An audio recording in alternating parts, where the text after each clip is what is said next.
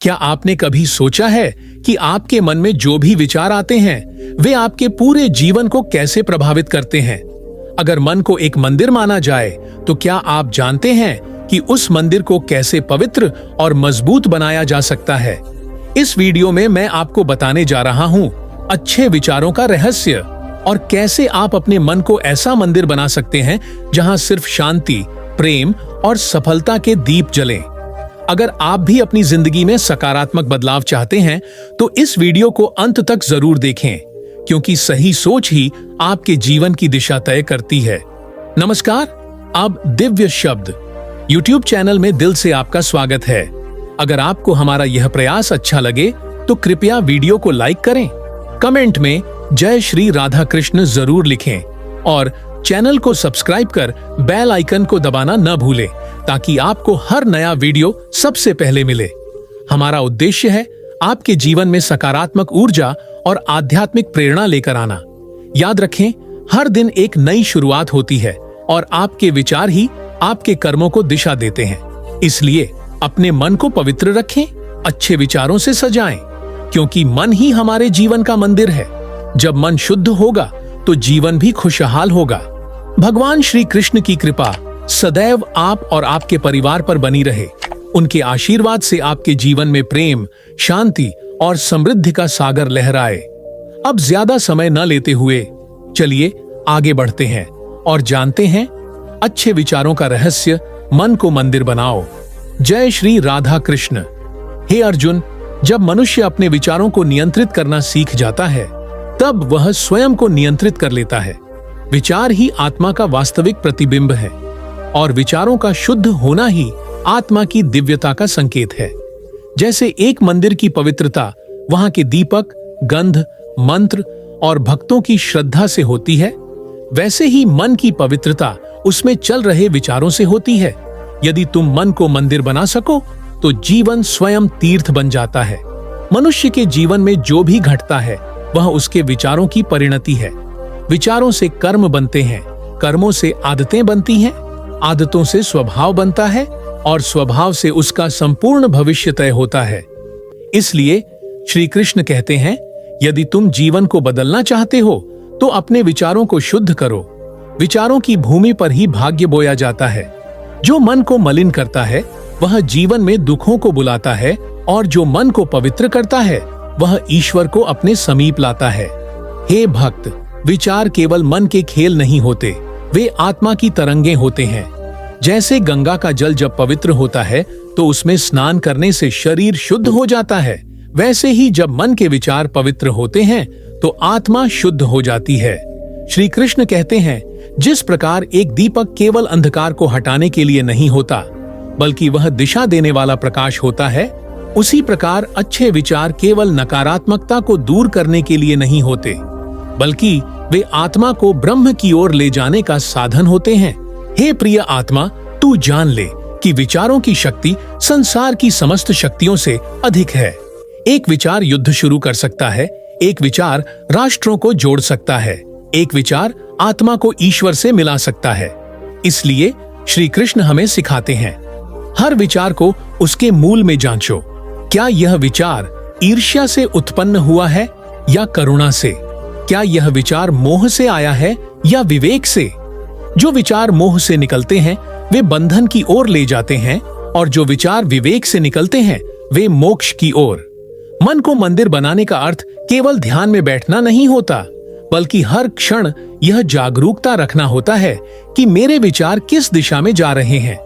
क्या मैं निंदा कर रहा हूं? क्या मैं किसी की आलोचना में लिप्त हूं?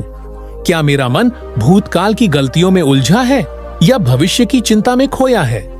श्री कृष्ण कहते हैं, जो मनुष्य वर्तमान में जीता है और वर्तमान में केवल शुभ विचारों का सिंचन करता है वही सच्चे अर्थों में धर्मात्मा है। हे साधक, जैसे मंदिर में प्रवेश करने से पहले हम अपने जूते बाहर उतारते हैं, वैसे ही मन को मंदिर बनाने से पहले हमें अहंकार, द्वेष, लालच और मोह को बाहर उतारना होगा। जब मन इन विकारों से मुक्त हो जाता है तभी उसमें भक्ति का पुष्प खिलता है। वह भक्ति जो निष्काम हो, वह सेवा जो स्वार्थहीन हो, वह प्रेम जो अपेक्षाओं से परे हो, वही मन को मंदिर बनाता है। श्री कृष्ण कहते हैं, जब तुम हर जीव में मेरा अंश देखोगे तभी तुम्हारा मन पवित्र कहलाएगा। हे प्राणी, तू क्यों सोचता है कि मंदिर केवल पत्थरों से बनते हैं? असली मंदिर तो वह है जहां तुम अपने भीतर बैठकर ईश्वर से संवाद कर सको। जब तुम मौन हो जाओगे और भीतर के विचार शांत हो जाएंगे, तभी तुम श्री कृष्ण की वाणी को सुन सकोगे। और वह वाणी कहेगी, हे आत्मा, तू अजर है, अमर है, तू मेरा ही अंश है, तुझ में ही मैं हूं और मुझ में ही तू है। संसार का प्रत्येक मनुष्य अपने विचारों का एक प्रतिरूप है। जो विचारों से कलुषित है, वह चाहे बाह्य रूप से कितना भी सुंदर क्यों ना हो, भीतर से अशांत होता है। और जो विचारों से निर्मल है, वह भले ही साधारण दिखे, किंतु उसकी उपस्थिति से ही वातावरण पवित्र हो जाता है। इसलिए श्री कृष्ण हमें सिखाते हैं, विचारों की खेती करो। जैसे एक किसान अपने खेत को निरंतर जोतता है, सिंचता है और कंकड़ पत्थर हटाता है, वैसे ही हमें अपने मन को प्रतिदिन साधना से पवित्र करना होगा। ध्यान, जप, सेवा, सत्संग, ये 4 स्तंभ हैं मन को मंदिर बनाने के। ध्यान हमें भीतर की यात्रा कराता है, जप हमें ईश्वर के नाम से जोड़ता है, सेवा हमें स्वार्थ से दूर करती है और सत्संग हमारे विचारों को उच्चता प्रदान करता है। श्री कृष्ण कहते हैं, जो इन चारों को जीवन में धारण करता है, उसका मन धीरे धीरे मेरे धाम का प्रतिबिंब बन जाता है। तू अगर सच में जानना चाहता है कि अच्छे विचार कैसे आते हैं, तो उन लोगों के समीप जा जो प्रभु में रमे हुए हैं। जैसे एक गंध से भरा फूल अपने पास आने वाले को भी सुवासित कर देता है, वैसे ही एक संत, एक साधक, एक भक्त अपने आसपास के लोगों को भी सद्भाव से भर देता है। श्री कृष्ण कहते हैं, अगर तुम नहीं जानते कि कैसे विचार बदलते हैं, तो उस व्यक्ति के पास बैठो जो विचारों में श्री कृष्ण को बसाए हुए है। हे अर्जुन, जैसा तुम भोजन करोगे वैसा ही मन बनेगा, जैसे तुम संग करोगे वैसा ही स्वभाव बनेगा, जैसे तुम सुनोगे वैसा ही विचार बनेगा और जैसे तुम सोचोगे वैसा ही जीवन बनेगा। इसलिए प्रत्येक क्षण तुम्हारे लिए तप है। क्या देखना है, क्या सुनना है, क्या सोचना है, यह सब चुनना ही तप है। और यही तप तुम्हारे मन को मंदिर बना सकता है। अंत में श्री कृष्ण कहते हैं, जब तू अपने विचारों को मेरे चरणों में समर्पित कर देगा, जब तू हर भावना को मेरी इच्छा मानेगा, जब तू भीतर से भी वही होगा जो तू बाहर से दिखता है, तब मैं स्वयं तेरे मन में वास करूंगा। क्योंकि मेरे लिए मंदिर की दीवारें नहीं, मन की शुद्धता आवश्यक है। हे आत्मन, तू हर दिन एक दीपक जलाना अपने मन में। वह दीपक प्रेम का हो, क्षमा का हो, करुणा का हो, विनम्रता का हो। जब ये दीपक जलते रहेंगे, तब विचार अंधकार को दूर करेंगे, और जब विचार प्रकाश बन जाएंगे, तब तुझे अलग से मंदिर जाने की आवश्यकता नहीं होगी। तेरा मन ही मेरा धाम बन जाएगा। इसीलिए श्री कृष्ण बार बार कहते हैं, हे भक्त, यदि तुम मुझसे मिलना चाहते हो तो मंदिर में मत ढूंढो, अपने विचारों में ढूंढो। मैं वहां नहीं हूं जहां मूरत है, मैं वहां हूं जहां मूरत को देख सकने वाला निर्मल मन है। वह मन जो किसी से द्वेष नहीं करता, जो सबके लिए शुभकामना करता है, जो हर परिस्थिति में ईश्वर की इच्छा को देखता है, वही मन मंदिर है। तू पूछता है कि अच्छे विचारों का रहस्य क्या है? श्री कृष्ण मुस्कुराते हैं और उत्तर देते हैं, जब तुम भीतर प्रेम बोओगे, करुणा बोओगे, नम्रता बोओगे, सेवा का भाव बोओगे, तब विचारों की फसल अपने आप पवित्र होगी। और जब विचार पवित्र होंगे, तब मैं स्वयं तुम्हारे भीतर जाग उठूंगा। तब तेरा मन न केवल मंदिर होगा, वह मेरा निवास स्थान होगा। हे पार्थ, तू मुझसे यह जानना चाहता है कि विचार कहां से आते हैं? क्या वे बाहर से आते हैं?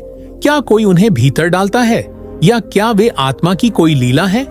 यह प्रश्न जितना सरल दिखता है, उतना ही गूढ़ है, उतना ही विराट भी। विचार कोई आकस्मिक घटना नहीं है, वे एक गहरी श्रृंखला का परिणाम है। वे तुम्हारे संस्कारों, तुम्हारे अनुभवों, तुम्हारे कर्मों और तुम्हारे पूर्व जन्मों की धरोहर हैं। जैसे बीज मिट्टी में दबा रहता है और एक दिन फूटकर अंकुर बनता है, वैसे ही विचार भी तुम्हारे भीतर छिपे होते हैं और अवसर पाकर प्रकट होते हैं। विचार की उत्पत्ति मूलतः 3 स्थानों से होती है: संस्कार, संगति और संकल्प। संस्कार वे बीज हैं जो तुम्हारे जन्मों जन्मों के कर्मों से बने हैं। जब तू किसी को दुख देता है और वह दुख उसकी आत्मा में चुभता है, तब वह पीड़ा ऊर्जा बनकर तुम्हारे चित्त में बस जाती है। यह ऊर्जा ही आगे चलकर विचार बन जाती है। इसलिए श्री कृष्ण कहते हैं, जैसे कर्म वैसा विचार। जो आत्मा अधर्म करती है उसका मन बंधनकारी विचारों से भर जाता है, और जो आत्मा धर्म की राह पर चलती है उसके विचार स्वतः शुद्ध हो जाते हैं। दूसरा स्रोत है संगति। जिस संग में तुम बैठते हो उसी का विचार बनता है। यदि तुम लोभियों के संग में हो तो विचार भी लोभ से भर जाते हैं। यदि तुम संतों की संगति में हो तो विचार पवित्र हो जाते हैं। यही कारण है कि श्री कृष्ण अर्जुन से कहते हैं, सत्संगति से मन निर्मल होता है। मन तो एक दर्पण है, जिस दिशा में मोड़ो वहीं की छवि दिखाता है। तीसरा स्रोत है संकल्प। यह विचारों का सबसे जागरूक स्रोत है। जब तू अपने जीवन में कोई संकल्प करता है, जैसे सत्य बोलने का, सेवा करने का, ध्यान करने का, तब तू स्वयं विचारों की दिशा तय करता है। श्री कृष्ण कहते हैं, संकल्प ही साधना का पहला बीज है। जो संकल्प जीवन को प्रभु की ओर ले जाए वही शुभ संकल्प है। हे आत्मन, तू यह मत सोच कि विचार तुझे नियंत्रण में रखते हैं। नहीं, तू विचारों का राजा है। विचार तेरे सेवक हैं, लेकिन जब तू उन्हें अनुशासन नहीं देता तो वे बेकाबू होकर तुझे ही अपने वश में कर लेते हैं। जैसे एक रथ के अश्व अगर बिना लगाम के दौड़े तो रथ विनाश की ओर जाता है, वैसे ही मन के विचार यदि लगाम के बिना हो तो जीवन पतन की ओर चला जाता है। पर तू पूछेगा, हे प्रभु, यह लगाम कौन है? तो मैं कहूंगा, विवेक। विवेक वह प्रकाश है जो अंधेरे विचारों को छेद देता है। जब तू विवेक से हर विचार की परीक्षा करता है तब तू जान पाता है कि कौन सा विचार तुझे ऊपर उठा रहा है और कौन सा नीचे गिरा रहा है। श्री कृष्ण कहते हैं, जो हर विचार से पहले यह विचार करता है कि क्या यह विचार मेरे भीतर प्रभु को लाएगा, वही सच्चा साधक है। विचारों की गति बहुत तेज होती है, वे कभी भी स्थिर नहीं रहते।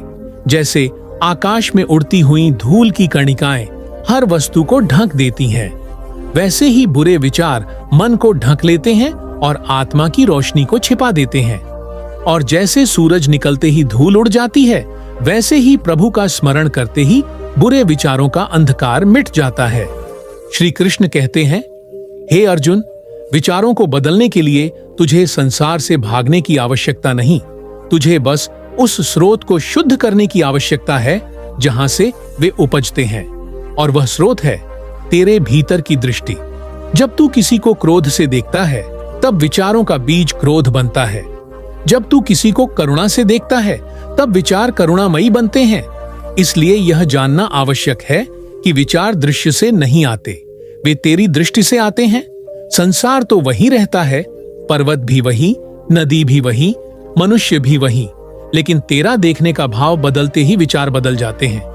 तू यदि चाहता है कि तेरे विचार सदा मधुर हों, तो तुझे अपने हृदय को मधुर बनाना होगा। जैसे एक बांसुरी केवल तब मधुर ध्वनि देती है जब वह भीतर से पूरी तरह खाली हो, वैसे ही मन भी केवल तब प्रभु के विचारों से भरता है जब वह काम, क्रोध, मोह, अहंकार से खाली हो। पर हे अर्जुन, यह मार्ग सरल नहीं है। विचारों की भूमि पर पहले तू कांटे हटाना सीख। तू यह न समझ कि एक दिन ध्यान करने से विचार बदल जाएंगे।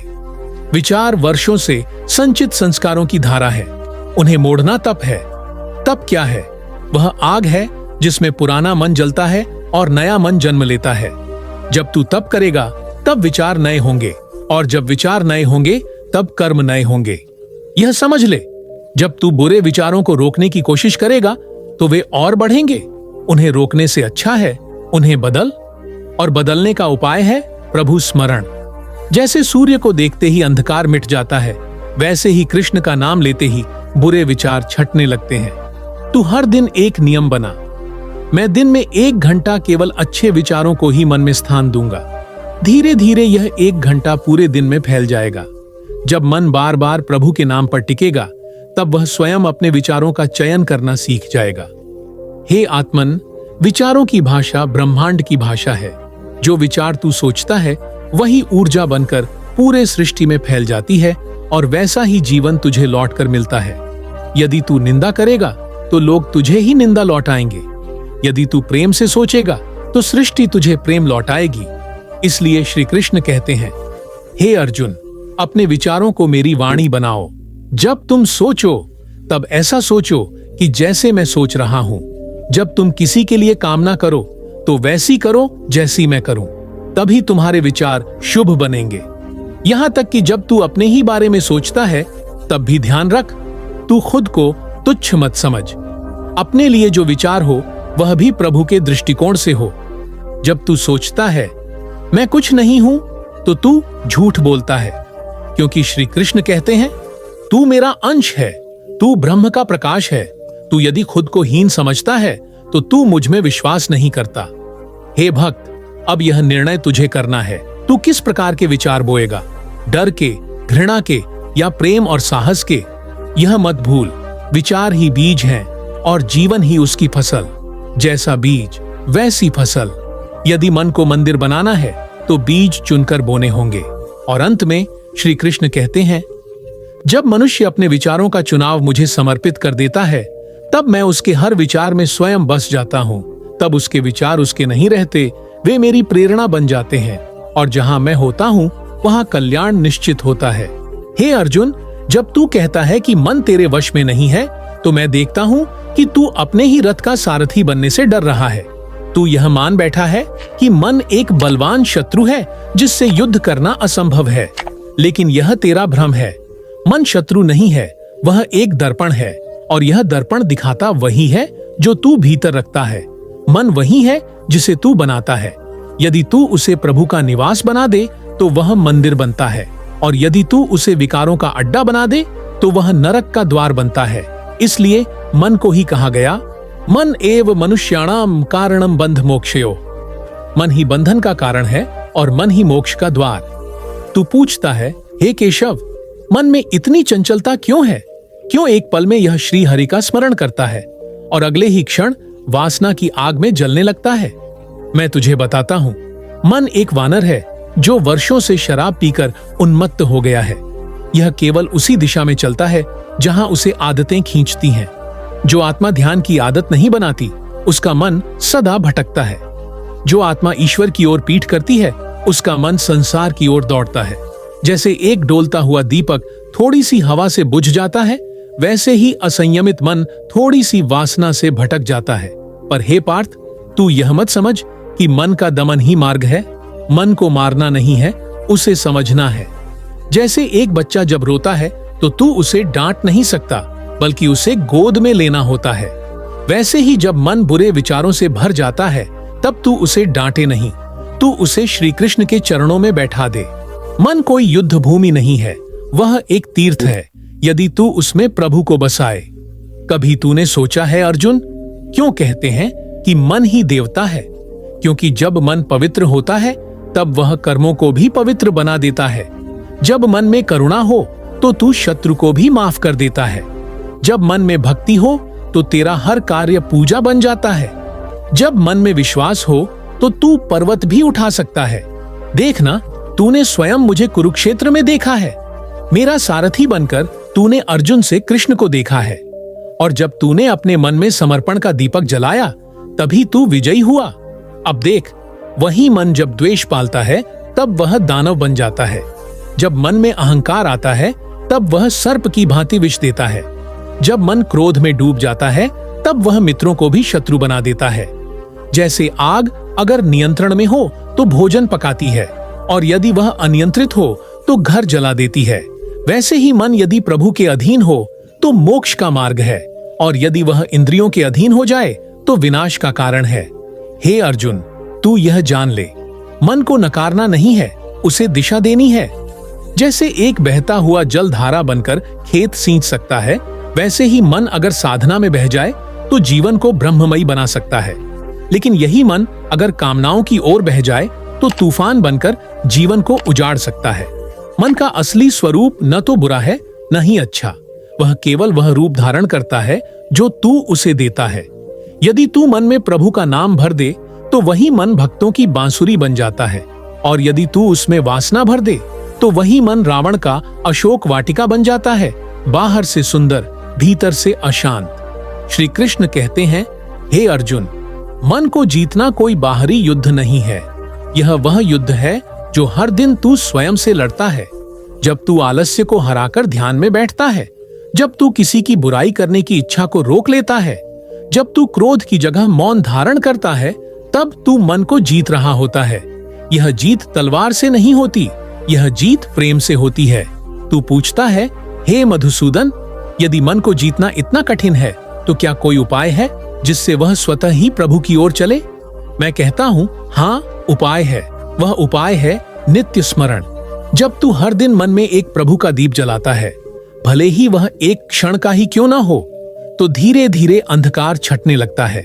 जैसे सूरज की एक किरण भी रात के साम्राज्य को चुनौती देती है, वैसे ही एक प्रभु स्मरण भी बुरे मन को बदल सकता है। मन का सबसे बड़ा दोष यह है कि वह भविष्य में जीता है। यह या तो पछतावे में डूबा रहता है या आशंका में। वह या तो सोचता है, मैं यह कर लेता तो क्या होता, या कल क्या होगा। और यही उसकी सबसे बड़ी मूर्खता है, क्योंकि न भूत का अस्तित्व है न भविष्य का। केवल वर्तमान ही सत्य है और वर्तमान में ही प्रभु मिलते हैं। जब मन वर्तमान में स्थित होता है, तब वह मंदिर बनता है। हे आत्मन, यदि तू मन को देवता बनाना चाहता है तो उसे कृपा में स्नान कराना सीख। कृपा क्या है? जब तू दूसरों की गलती को भी माफ कर सके, जब तू किसी के कटु वचनों में भी करुणा खोज सके, जब तू हर परिस्थिति में कह सके, यह भी श्री कृष्ण की इच्छा है, तब तेरा मन कृपा से भर जाता है। और जहां कृपा होती है वहां प्रभु स्वयं प्रकट होते हैं। यही कारण है कि साधक कहते हैं, मन ही मंदिर है और मन ही श्मशान। यह तू पर निर्भर है कि तू मन को किस ओर मोड़ता है। यदि तू उसे हर दिन भगवत स्मृति में लगाता है तो वही मन गीता बन जाता है, और यदि तू उससे संसार की निंदा, वासना और भय में लगाता है तो वही मन बंधन का कारण बनता है। श्री कृष्ण कहते हैं, हे अर्जुन, यदि तू मन पर विजय चाहता है तो पहले उसे समझ, उसका स्वभाव, उसकी चंचलता, उसकी पीड़ा, उसकी अभिलाषा, सबको स्वीकार कर। फिर उसे प्रेम से मेरे चरणों में समर्पित कर। जब मन मेरे अधीन होता है तब वह दिव्यता का स्रोत बन जाता है। अतः हे आत्मन, मन को दोष मत दे, उसे सिखा, उसे सहला, उसे प्रभु का नाम सिखा। जब तू उसे हर दिन मंदिर में ले जाएगा तब वह स्वयं मंदिर बन जाएगा, और तब तेरे भीतर से जो विचार उठेंगे वे पुष्प बनकर दूसरों के जीवन को भी सुवासित करेंगे। हे अर्जुन, जब तू कहता है कि मन को मंदिर बनाना चाहता है तो यह तेरे भीतर स्थित उस जिज्ञासा का प्रमाण है जो आत्मा को परमात्मा की ओर ले जाती है। परंतु मन मंदिर तभी बन सकता है जब उसमें एकाग्रता का दीप जलाया जाए और आत्मनिरीक्षण का जल अभिषेक किया जाए। बिना एकाग्रता के मन कभी शांत नहीं होता और बिना आत्मनिरीक्षण के मन कभी पवित्र नहीं होता। यह कार्य आरंभ करना सरल है, परंतु सतत करना ही तप है। यह शुरुआत तुझे स्वयं करनी होगी, कोई और तेरे स्थान पर यह कार्य नहीं कर सकता। हे प्रिय, मन की चंचलता ऐसी है जैसे कोई वानर वृक्षों पर कूदता हो और तू सोचता है कि यह वानर एक ही पेड़ पर टिक जाए। पर क्या कभी तूने उसे सिखाया है कि कैसे रुकना है? क्या तूने कभी मन को प्रभु का चित्र दिखाया है और कहा है, देख, यही तेरा आश्रय है? नहीं, तूने मन को संसार की दुकान में छोड़ा और अब वह वहां के रंग बिरंगे आकर्षणों में उलझ गया है। इसीलिए श्री कृष्ण कहते हैं, जब तक तू मन को उद्देश्य नहीं देगा तब तक वह इंद्रियों के पीछे भागता रहेगा। एकाग्रता, हे अर्जुन, वह दीपक है जो अंधकार को नहीं डराता बल्कि उसे शांत करता है। जब तू मन को एक ही बिंदु पर टिकाता है, चाहे वह प्रभु का नाम हो, स्वरूप हो या केवल सांस का आना जाना हो, तब तू उसे दिशा देना आरंभ करता है। जैसे बहती हुई नदी को बांध दिया जाए, वैसे ही बिखरे हुए विचारों को बांधने का नाम है एकाग्रता। श्री कृष्ण कहते हैं, योगः कर्मसु कौशलम। जब तू किसी कार्य को पूरी लगन से करता है, वह भी एक प्रकार का ध्यान है। जब तू भोजन करते समय केवल भोजन करता है, जब तू किसी से बात करते समय केवल उसकी आंखों में देखता है, तब तू एकाग्रता के प्रथम सोपान पर चढ़ रहा होता है। पर हे आत्मन, यह एकाग्रता केवल तभी टिकती है जब तू आत्मनिरीक्षण करता है। आत्मनिरीक्षण क्या है? वह दर्पण है जिसमें तू अपने मन का चेहरा देख सकता है। जब तू दिन के अंत में बैठकर यह सोचता है कि आज मैंने क्या सोचा, क्या कहा, क्या किया, तब तू आत्मनिरीक्षण कर रहा होता है। यह कोई तर्क का विषय नहीं, यह भावना का स्नान है। जब तू बिना दोष दिए, बिना बहाने बनाए अपने अंदर झांकता है, तब तू जान पाता है कि मन का कौन सा कोना अभी भी अंधकार में है। हे अर्जुन, मन को मंदिर बनाने के लिए सबसे पहले जरूरी है कि तू जान ले कि अभी वह क्या है। एक गंदे घर को स्वच्छ करने से पहले यह देखना होता है कि उसमें गंदगी कहाँ है। वैसे ही मन को पवित्र करने से पहले यह जानना होगा कि अपवित्रता कहाँ है। कौन सा विचार तुझे खींच रहा है, कौन सी स्मृति तुझे दुखी कर रही है, कौन सी बात तुझे ईर्ष्या से भर देती है। इन प्रश्नों के उत्तर ही आत्मनिरीक्षण के द्वारा मिलते हैं। श्री कृष्ण कहते हैं, हे भक्त, मैं उसी मन में बसता हूं जो स्वयं की ओर देखने का साहस करता है। साहस क्या है?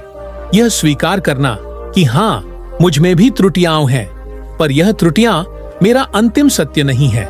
मेरा अंतिम सत्य तो वह दिव्यता है जो मुझ में छिपी है, जिसे मैं अब पहचानना चाहता हूं। जब तू अपनी गलती को स्वीकार करता है, तभी तू उसे सुधारने की पात्रता प्राप्त करता है। और यही आत्मनिरीक्षण का पहला पुरस्कार है, विनम्रता। हे आत्मन, जैसे कोई कुम्हार गीली मिट्टी को धीरे धीरे आकार देता है, वैसे ही एकाग्रता और आत्मनिरीक्षण मिलकर मन को प्रभु के चरणों के योग्य बनाते हैं। जब तू अपने ही मन को गौर से देखने लगता है, तब तुझे वह हलचल दिखती है जिसे तू पहले महसूस नहीं कर पाता था। यह हलचल ही विकार है, यह ही वह शोर है जो तुझे प्रभु की आवाज सुनने से रोकता है।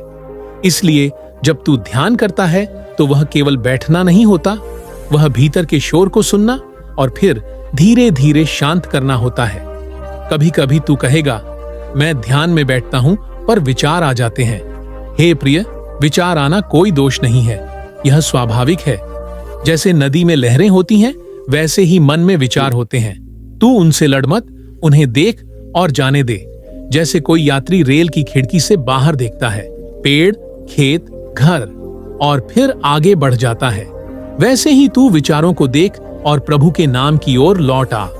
श्री कृष्ण कहते हैं, जो साधक बार बार अपने मन को प्रभु में लगाता है, वह ही योगी है। हे अर्जुन, तू यदि मन को मंदिर बनाना चाहता है तो शुरुआत छोटे छोटे कदमों से कर। सुबह उठते ही प्रभु का स्मरण कर, रात सोने से पहले आत्मनिरीक्षण कर, दिन में एक समय केवल मौन में बैठ, अपने भीतर की धड़कन को सुन। भोजन करते समय केवल स्वाद नहीं, प्रभु के प्रसाद का भाव रख। जब तू इन साधारण क्रियाओं में ध्यान लाएगा, तब मन स्वयं बदलने लगेगा। कभी तू सोचता होगा, क्या यह सब पर्याप्त है? क्या यह सरल अभ्यास मुझे प्रभु तक पहुंचा सकता है? मैं कहता हूं, हाँ, क्योंकि प्रभु को पाना किसी विशाल बलिदान से नहीं, एक सच्चे मन से होता है। जब तू एकाग्र होकर उन्हें पुकारता है, तब वे स्वयं तेरे मन में उतर आते हैं। और जब वे आते हैं तो मन मंदिर नहीं रह जाता, वह स्वयं वृंदावन बन जाता है। हे आत्मन, यह जो शुरुआत है, एकाग्रता और आत्मनिरीक्षण, यह साधक की पहली विजय है। यह वह दीप है जिसे जलाकर तू अपने अंतरतम की गुफा में उतरता है, और वहां उस मौन में तुझे वह स्वर सुनाई देता है जो कहता है, मैं हूं तेरे भीतर सदा से। हे अर्जुन, जब मन मंदिर बन जाए तो केवल विचार ही नहीं बदलते, पूरा जीवन परिवर्तित हो जाता है। जैसे मंदिर में केवल मूर्ति नहीं होती, वहां दीपक, घंटा, शंख, पुष्प, भजन और सबसे अधिक श्रद्धा होती है। वैसे ही जब मन प्रभु का धाम बन जाए तो उसमें केवल अच्छे विचार ही नहीं आते, वहां से कर्मों की ऐसी सुगंध उठती है जो जीवन को तपोवन बना देती है। हे आत्मन, विचार ही वह बीज हैं जिनसे कर्मों का वृक्ष उत्पन्न होता है। तू जैसा सोचता है वैसा बोलता है, जैसा बोलता है वैसा करता है, और जैसा करता है वैसा ही बन जाता है। इसलिए श्री कृष्ण कहते हैं, यदि तू अपने चरित्र को बदलना चाहता है तो सबसे पहले अपने विचारों का आराधन कर। विचार कोई साधारण चीज नहीं, वे ब्रह्मांड की सबसे सूक्ष्म शक्ति हैं। एक शुभ विचार आत्मा को परमात्मा से जोड़ सकता है, और एक अपवित्र विचार जन्म जन्मांतर की पीड़ा का कारण बन सकता है। कभी तूने देखा है, हे पार्थ, कोई दीपक जब मंदिर में जलता है तो उसका प्रकाश केवल वहां नहीं रहता, वह चारों ओर फैलता है। वैसे ही जब तेरे मन में एक पवित्र विचार उठता है, जैसे सेवा का, करुणा का या प्रभु स्मरण का, तो वह केवल तुझ तक सीमित नहीं रहता, वह तेरे कर्मों में उतर आता है। तू सहज ही उस विचार को क्रिया में बदल देता है। यदि मन कहे कि किसी भूखे को भोजन देना चाहिए और तू वास्तव में उस व्यक्ति को अन्न दे दे, तो वह विचार अब कर्म बन चुका है। यही वह यात्रा है जो विचार से कर्म की ओर जाती है। अब जब कर्म बार बार उसी भावना से किए जाए तो वे चरित्र बन जाते हैं। यदि तू हर दिन सेवा करता है बिना किसी अपेक्षा के, तो धीरे धीरे सेवा तेरी प्रवृत्ति बन जाती है। वह अब कोई बाहरी प्रयास नहीं रह जाती, वह तेरी आत्मा की स्वाभाविक भाषा बन जाती है। और यही चरित्र है जो तू भीतर से है, बिना किसी दिखावे के। जब श्री राम को वनवास मिला तब उन्होंने विरोध नहीं किया। क्यों? क्योंकि उनका चरित्र ही त्याग का था। जब श्री कृष्ण ने कंस को मारा तो उनका मन विक्षिप्त नहीं हुआ। क्यों? क्योंकि उनका चरित्र न्याय और करुणा से बना था। जब पवित्र मन बार बार पवित्र कर्म करता है तब उसमें वह गुण आ जाते हैं जो उसे देवताओं के समकक्ष पहुंचा देते हैं। पर हे अर्जुन, यह यात्रा सरल नहीं होती। विचारों को कर्मों में बदलने के मार्ग में सबसे बड़ी बाधा आती है संकोच। तू सोचता है कि अच्छा विचार मन में आया, पर मैं इसे करूं या नहीं? लोग क्या कहेंगे? कहीं कोई मुझे मूर्ख तो नहीं समझेगा? पर श्री कृष्ण कहते हैं, यदि तुझे अपने कर्म पर विश्वास है तो संसार की निंदा से मत डर। तू अपने भीतर बसे सत्य की सुन। सत्य जब मन में उतरता है तो वही शक्ति बनकर कर्मों में बदलता है। और जब तू उस सत्य को जीने लगता है तो तेरा चरित्र स्वयं श्री कृष्ण का दर्पण बन जाता है। जब मन मंदिर बनता है तब उसमें बैठकर तू केवल पूजा नहीं करता, तू कर्मों को समर्पित करता है। हर कर्म, चाहे वह भोजन बनाना हो, बच्चों को पढ़ाना हो, खेती करना हो या सेवा करना हो, जब वह प्रभु को समर्पित होता है तब वह पूजा बन जाता है। और यही वह बिंदु है जहां मन से विचार, विचार से कर्म और कर्म से चरित्र की वह यात्रा पूर्ण होती है जो आत्मा को परमात्मा से जोड़ देती है। हे पार्थ, तू पूछेगा, चरित्र का फल क्या है? क्या यह केवल दूसरों की प्रशंसा तक सीमित है? नहीं, चरित्र वह सुरक्षा चक्र है जो तुझे विपत्तियों में भी अडिग रखता है। जब तू संकट में होता है तब तेरा चरित्र तुझे धैर्य देता है। जब तू भ्रम में होता है तब तेरा चरित्र तुझे निर्णय लेने में सहायता करता है। जब तू अकेला होता है तब तेरा चरित्र ही तेरा सच्चा मित्र बनता है। इसलिए श्री कृष्ण कहते हैं, धन, यश, बल ये सब नाशवान हैं, पर जो चरित्र बना लेता है वह सदा के लिए प्रभु का प्रिय बन जाता है। एक बार एक बालक अपने पिता के साथ खेत पर गया। रास्ते में उसने देखा एक बूढ़ा व्यक्ति ठंडी में कांप रहा है। उसके पिता ने अपना ऊनी वस्त्र उस बूढ़े को दे दिया। बालक ने पूछा, पिताजी, आपके पास तो दूसरा वस्त्र नहीं है, आप क्या पहनेंगे? पिता मुस्कुराए और बोले, बेटा, जब तू करुणा से काम करेगा तब प्रभु तुझे ओढ़ाएंगे। यही चरित्र की परिभाषा है। जब तू सोचता नहीं, करुणा करता है, समझता नहीं, प्रेम करता है, और जब तू दिखावे के लिए नहीं, आत्मा से सेवा करता है। हे आत्मन, तू यदि चाहता है कि तेरा जीवन पवित्र बने तो केवल ज्ञान पढ़ मत, उसे जी। ज्ञान तब तक अधूरा है जब तक वह कर्म में न उतरे, और कर्म तब तक अधूरा है जब तक वह चरित्र में न बदले। चरित्र तभी बनता है जब मन मंदिर बन चुका हो और उस मंदिर में हर विचार प्रभु की घंटी की तरह गूंजता हो। जब चरित्र बन जाता है तब तू किसी से कुछ मांगता नहीं, तेरा मौन ही संदेश बन जाता है, तेरा प्रेम ही उपदेश बन जाता है, तेरा जीवन ही शास्त्र बन जाता है। और तब तू देखेगा, लोग तुझे देखकर नहीं, तुझ में बसे प्रभु को देखकर झुकने लगेंगे।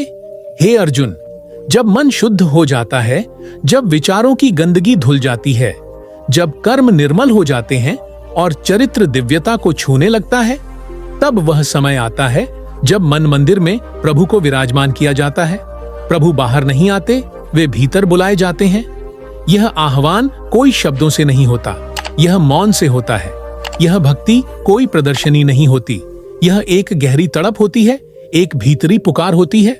हे नंदलाल, अब देर मत कर, मेरे हृदय में पधार जा। जब तू मन को सजाता है तो यह केवल संकल्प नहीं होता, यह समर्पण होता है। प्रभु को मन में विराजमान करना तब संभव होता है जब तू उन्हें अपना स्वामी नहीं, अपना आत्मा समझता है। श्री कृष्ण कहते हैं, मैं वहां नहीं रहता जहां केवल घंटियां बजती हैं। मैं वहां रहता हूं जहां किसी ने मुझे अपने जीवन का केंद्र बना लिया हो। तू सोचता है प्रभु को बुलाने के लिए बड़ी पूजा करनी होगी, यज्ञ, मंत्र, स्तुति, पर वह तो उसी पल आ जाते हैं जब तू सच्चे भाव से कहता है, प्रभु मैं अब तुम्हारे बिना अधूरा हूं। भक्ति, हे आत्मन, कोई प्रदर्शन नहीं। भक्ति एकांत में फूट पड़ने वाला वह भाव है जो तू किसी को समझा नहीं सकता। वह अश्रु है जो तू रोए बिना बहा देता है। वह मुस्कान है जो तू पीड़ा में भी खो नहीं देता। जब मन मंदिर बन जाता है और उसमें प्रभु को विराजमान करने की ललक उठती है, तब भक्ति मौन में प्रवेश करती है। यह मौन तू बाहर नहीं बोलता, यह तू भीतर सुनता है, जैसे कोई श्वास के साथ कह रहा हो, राधे राधे या गोविंद गोविंद। जब तू भक्ति करता है तो कोई दिखावा नहीं होता, जैसे गोपियां करती थीं, रसोई बनाते समय, पानी भरते समय, गायों को दुहते समय, कपड़े धोते समय उनका नाम भीतर निरंतर गूंजता रहता था। यह भक्ति नहीं थी, यह उनका जीवन था। श्री कृष्ण कहते हैं, जब तू भक्ति को एक आदत नहीं अस्तित्व बना लेता है, तब मैं तेरे हृदय में स्थायी रूप से निवास कर लेता हूं। मैं फिर वहां से नहीं जाता, क्योंकि मन अब मेरा धाम बन चुका होता है। एक बार एक भक्त ने पूछा, प्रभु आप कहां रहते हो? श्री कृष्ण मुस्कुराए और बोले, मैं वहां रहता हूं जहां किसी ने मुझे केवल पूजा नहीं, अपनाया हो। मैं उस मन में रहता हूं जिसने अपने सारे विकल्प छोड़कर केवल मुझे स्वीकार किया हो। जैसे मीरा ने किया था, विष का प्याला भी कृष्णार्पण समझकर पी लिया। जैसे सुदामा ने किया, निर्धनता में भी मित्र को भुलाया नहीं। जैसे हनुमान ने किया, हर श्वास को राम में समर्पित कर दिया। हे अर्जुन, जब तू मन को सजाता है प्रभु के स्वागत के लिए, तब तू सोचता है कि उन्हें बुलाने के लिए कोई विशेष रीति चाहिए। पर क्या कोई मां अपने बच्चे को बुलाने के लिए मंत्र पढ़ती है? नहीं, वह केवल एक बार पुकारती है और वह पुकार स्वयं में संपूर्ण होती है। वैसे ही जब तू प्रभु को पुकारता है, तब वह शब्द नहीं देखते, वह हृदय की आहट सुनते हैं। जब तू भीतर से कांपता है, हे नाथ अब मैं थक गया हूं, अब मुझे केवल आप चाहिए, तब प्रभु किसी अर्जुन, मीरा या कबीर का नाम नहीं पूछते। वे कहते हैं, अब यह मन मेरा हो गया। भक्ति, हे आत्मन, वह दीपक है जो तू स्वयं के भीतर जलाता है, कोई और नहीं जलाएगा। यह दीपक कभी बुझना नहीं चाहिए। हो सकता है तू कभी थक जाए, हो सकता है संसार तुझे पीड़ा दे, हो सकता है तू गलतियां कर जाए, पर उस दीपक को बुझने मत देना।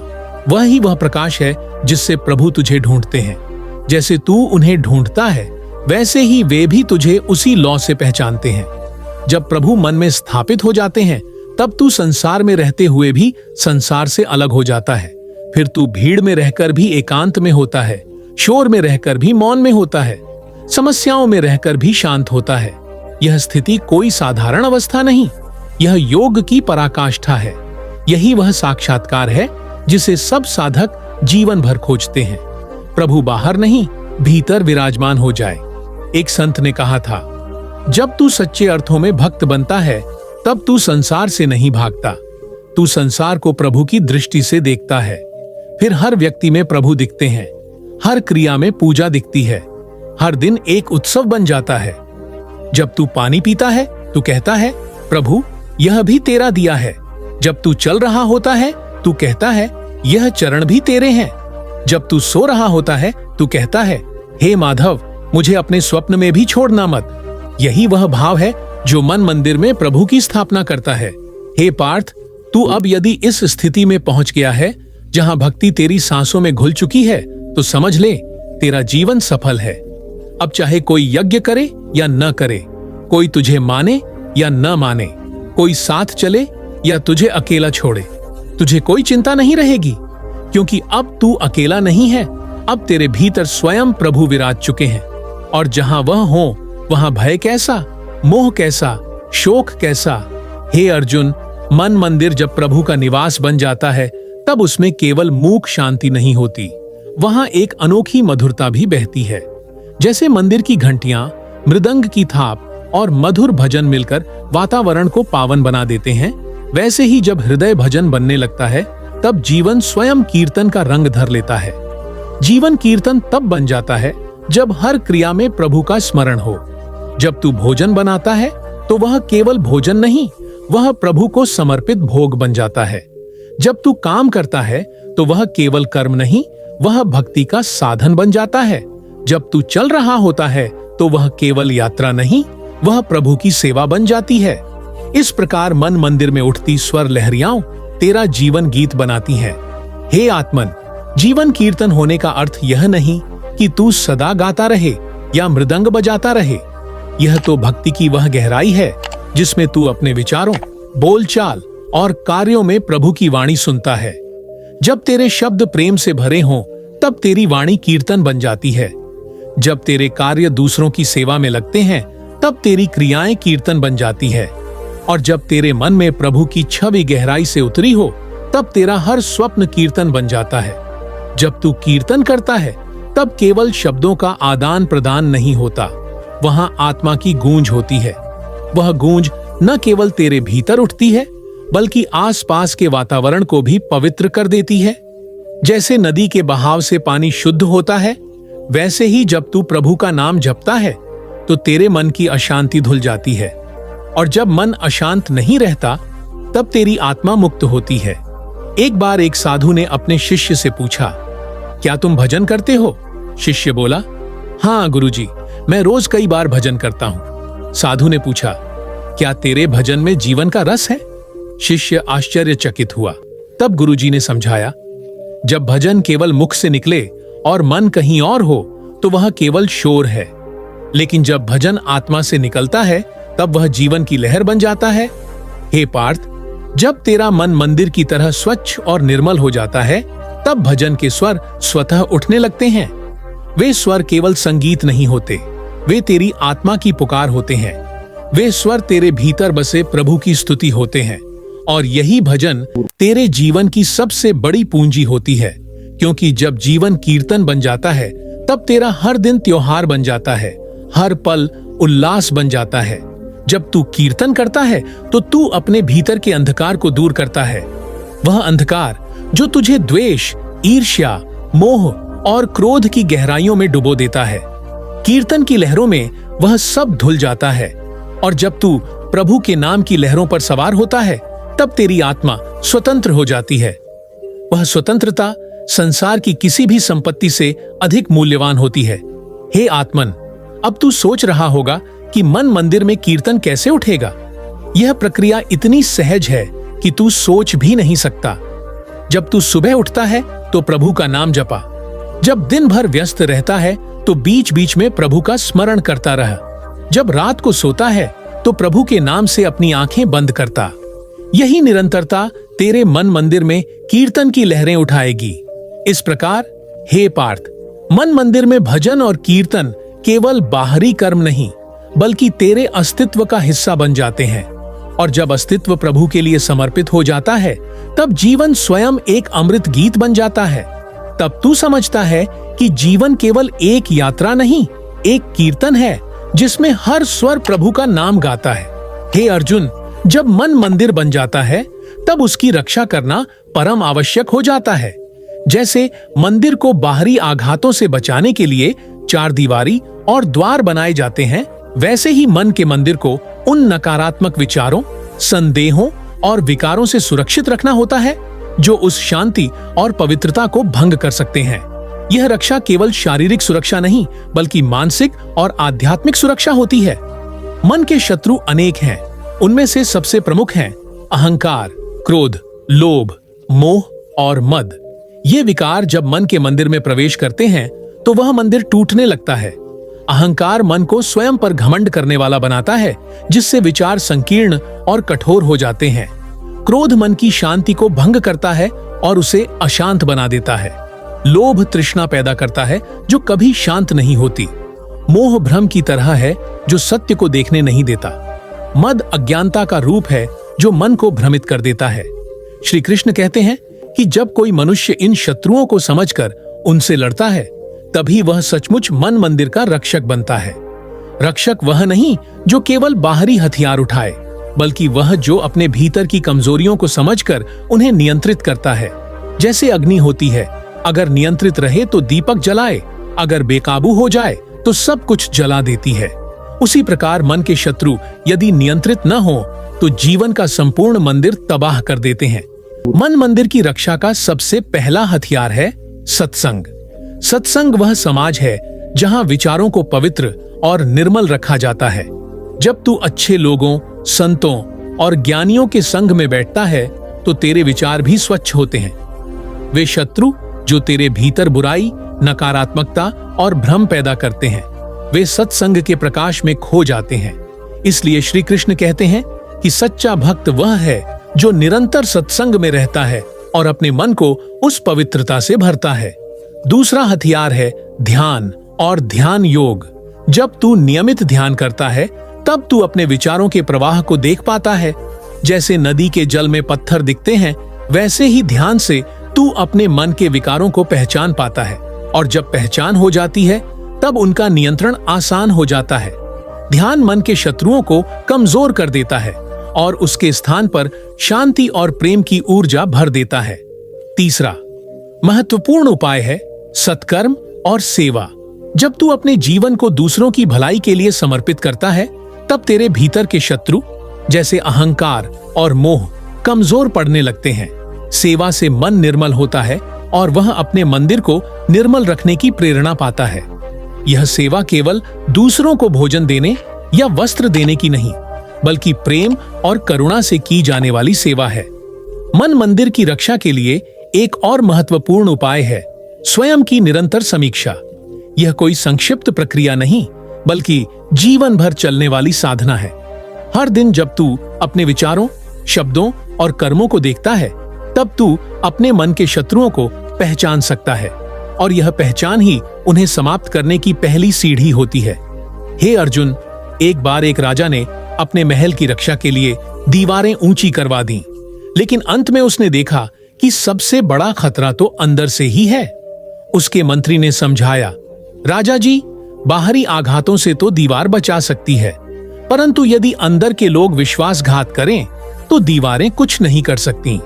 वैसे ही मन के मंदिर में भी यदि तू अपने अंदर के शत्रुओं को नियंत्रित नहीं करेगा तो कोई बाहरी ताकत तुझे सुरक्षित नहीं रख सकती। श्री कृष्ण कहते हैं कि मन मंदिर की रक्षा तब पूरी होती है जब तू अपने विचारों को प्रभु की इच्छा के अनुरूप ढाल लेता है। जब तू मन को प्रभु की सेवा और प्रेम के लिए समर्पित कर देता है तो कोई नकारात्मक विचार उसकी रक्षा को नहीं तोड़ सकता, क्योंकि प्रभु का आशीर्वाद उस मंदिर की सबसे मजबूत दीवार है। अब जब तू जान गया है कि मन मंदिर की रक्षा कैसे करनी है तो तू सजग और सतर्क रह। हर दिन उस मंदिर की सफाई कर, हर दिन उस मंदिर में प्रभु के लिए नई माला तैयार कर, क्योंकि यही मंदिर तेरे जीवन का आधार है, यही मंदिर तेरे कर्मों की नींव है। हे अर्जुन, मन मंदिर को शांति और सुख का असली निवास बनाने के लिए हमें मानसिक संतुलन को समझना होगा। यह संतुलन केवल बाहरी परिस्थिति का परिणाम नहीं है, बल्कि भीतर के अशांत भावों, इच्छाओं और संशयों को नियंत्रित करने की कला है। जब मन संतुलित हो जाता है तब वह समुद्र की तरह गहरा, स्थिर और विशाल हो जाता है। श्री कृष्ण कहते हैं कि सच्ची शांति वह है जो विपरीत परिस्थितियों में भी स्थिर रहे। जैसे पर्वत हवा और तूफान में भी अपनी जगह नहीं छोड़ता, वैसे ही मन भी जो हर परिस्थिति में अडिग रहता है, वही मन मंदिर की सच्ची शांति है। मन की शांति का अर्थ यह नहीं कि दुख न आए, समस्या न आए, बल्कि इसका अर्थ यह है कि तू दुखों और समस्याओं के सामने भी अपने आत्मसंयम को न खोए। मन मंदिर की शांति पाने के लिए सबसे पहला उपाय है स्वीकार करना। जो भी घटना हो, जो भी परिस्थिति आए, उसे स्वीकार कर लेना।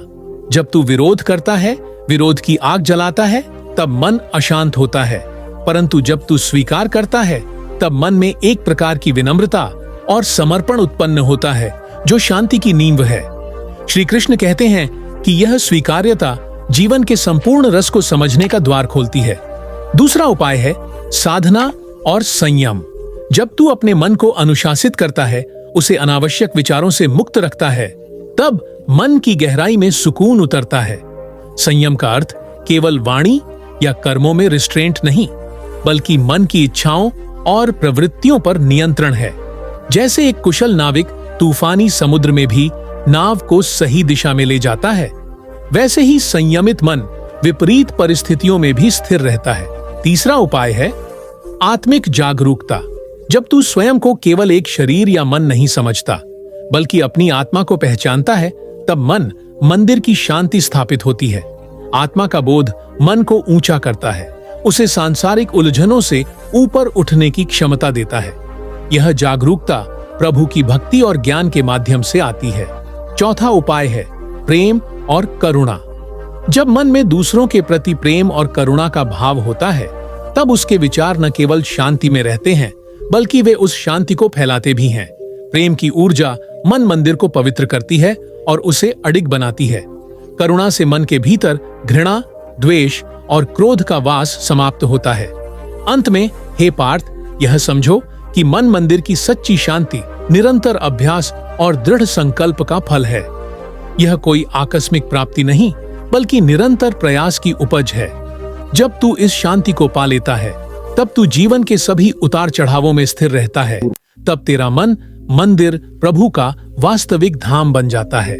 श्री कृष्ण कहते हैं, जो मन अपने स्वभाव को समझता है, जो उसे नियंत्रित करता है, वही सच्चा विजेता है, क्योंकि विजेता वही है जो स्वयं के मन के स्वामी बन जाता है। हे अर्जुन, जब मन मंदिर शांति और संयम से सुसज्जित हो जाता है, तब उस मंदिर में दिव्यता का प्रकाश भी प्रकट होता है। यह प्रकाश केवल बाहरी रोशनी नहीं, बल्कि आत्मा की आभा है, जो जीवन के हर पहलू को आलोकित करती है। आध्यात्मिक उन्नति का मार्ग इसी दिव्यता के प्रकाश से होता हुआ गुजरता है। मन की दिव्यता का अर्थ है शुद्धता, प्रकाश और परम सत्य की अनुभूति। जब तू अपने मन से मोह, लोभ और अहंकार के अंधकार को दूर करता है, तब वह प्रकाश स्वतः प्रकट होता है। यह दिव्यता तेरे विचारों को पवित्र बनाती है, तेरे कर्मों को पुण्य और तेरे जीवन को उद्देश्यपूर्ण बनाती है।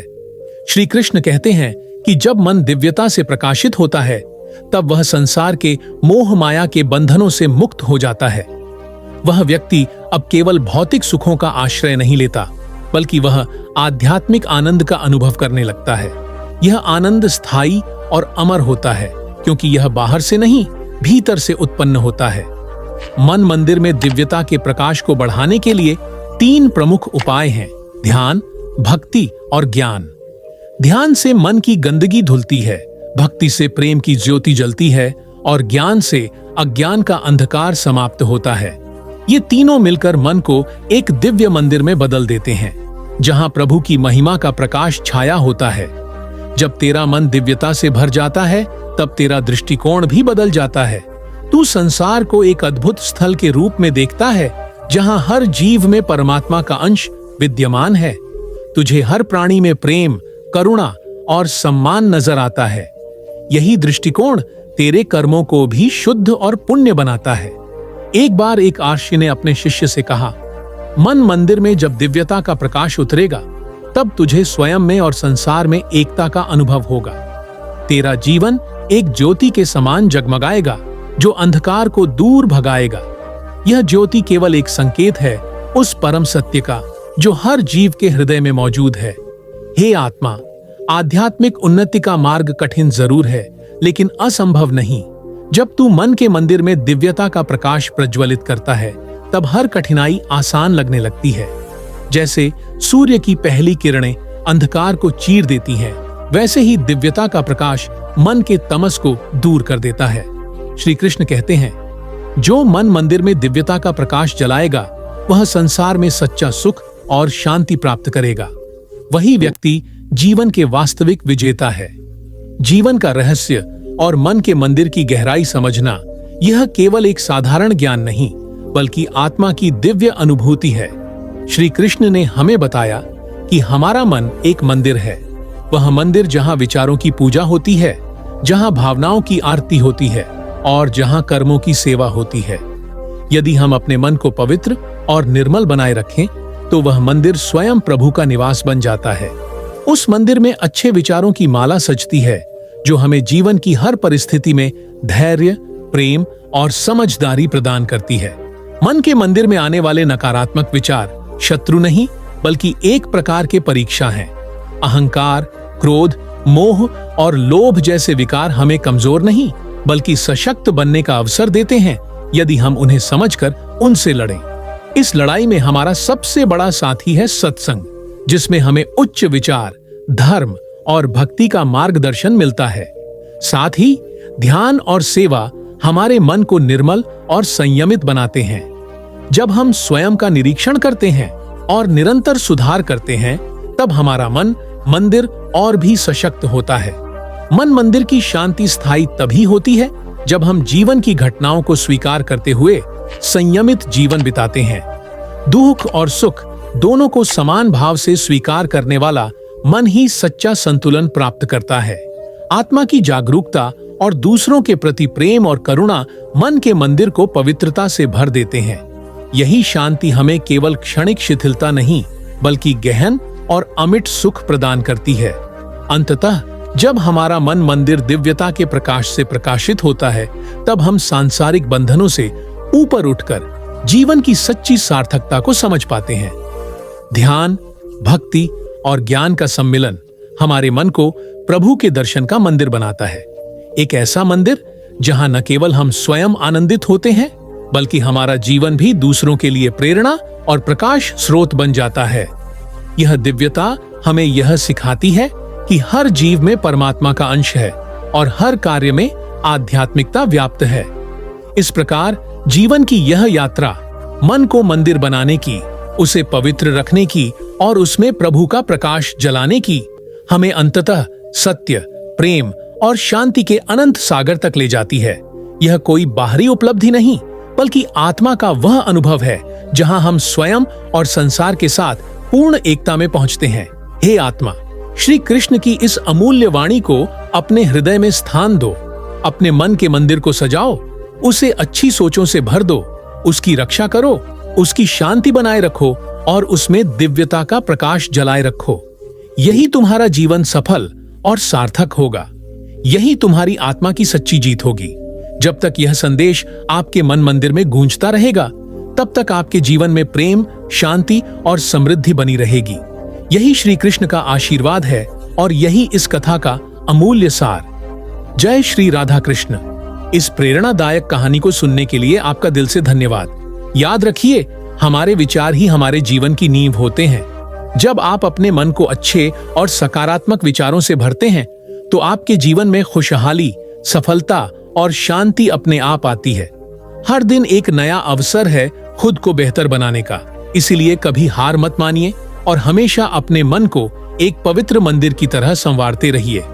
अगर आपको यह वीडियो पसंद आया हो तो कृपया इसे लाइक करें, अपने दोस्तों और परिवार के साथ शेयर करें ताकि वे भी इस संदेश से प्रेरित हो सकें। और हाँ, हमारे दिव्य शब्द चैनल को सब्सक्राइब करना न भूलें ताकि आप हमारे हर नए वीडियो को सबसे पहले देख सकें। आपकी छोटी सी कोशिश किसी के जीवन में बड़ा बदलाव ला सकती है।